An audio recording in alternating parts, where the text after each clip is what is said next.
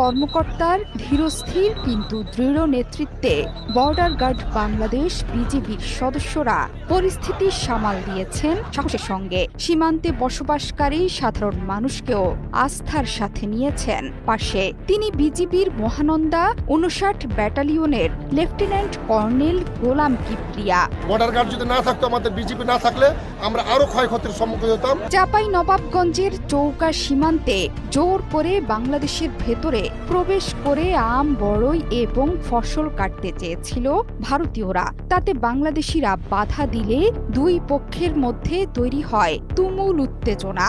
এমনকি ওপার থেকে গোলা, ককটেল এবং টিয়ার গ্যাস ছোড়ে বিএসএফ। তবে পুরো পরিস্থিতিতে বাংলাদেশের জনগণের সাথে কাঁধে কাঁধ মিলিয়ে সামাল দিয়েছেন বাংলাদেশের সীমান্তরক্ষী বাহিনী বিজিবির সৈন্যরা। আর ঠান্ডা মাথায় জনগণ এবং সৈন্যদের নেতৃত্ব দিয়ে পুরো পরিস্থিতি নিয়ন্ত্রণে আনেন মহানন্দা ৫৯ বিজিবি ব্যাটালিয়নের লেফটেন্যান্ট কর্নেল গোলাম কিবরিয়া। পতাকা বৈঠকে নিজেদের কর্মকাণ্ডের জন্য বিজিবির কাছে ক্ষমা চাইতেও বাধ্য হয় বিএসএফ সদস্যরা।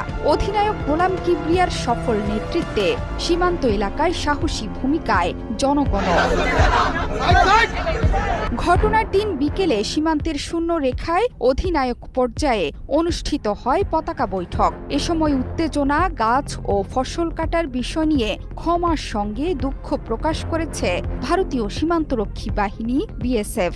পুরো বিষয়টি সামাল দিয়ে গোলাম কিবরিয়া জানান, চৌকা কিরণগঞ্জ সীমান্তে দিনভর উত্তেজনা থাকলেও বিকেলের পর পরিস্থিতি নিয়ন্ত্রণে আসে। বর্তমানে কঠোর নজরদারি চলমান আছে ১,২০০ গজ কাঁটাতারের বেড়াবিহীন এই সীমান্ত এলাকা। মাঠে কাজ করা কৃষক বাদে অন্য কাউকেই সেদিকে যেতে দেয়া হচ্ছে না।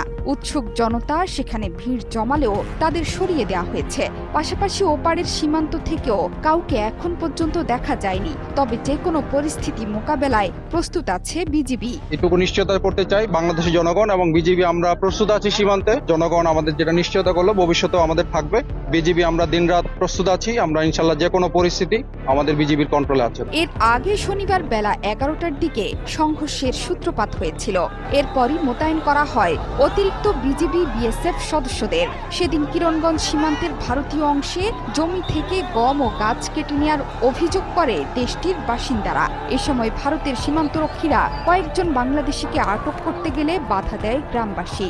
এ নিয়ে শুরু হয় দুই দেশের সীমান্তবাসীদের উত্তেজনা। সে সময় গোলাম কিবরিয়া বলেছিলেন, বিএসএফ সাউন্ড গ্রেনেড নিক্ষেপ করেছে, যেটা আন্তর্জাতিক আইনের লঙ্ঘন। কেউ যাতে শূন্য রেখা অতিক্রম না করে সেজন্য সতর্ক অবস্থানে আছে বিজিবি। বিজিবির পাশে দেশপ্রেমিক জনগণও আছেন বলেও জানান এই অধিনায়ক। আপনাদেরকে সহযোগিতা করার জন্য আমরা বিজিবি সবসময় আছি। ওই পাশ থেকে যদি বিএসএফ শূন্য লাইন অতিক্রম করে অথবা ওদের গ্রামবাসী অতিক্রম করে, এইটা দেখাশোনার দায়িত্ব আমাদের।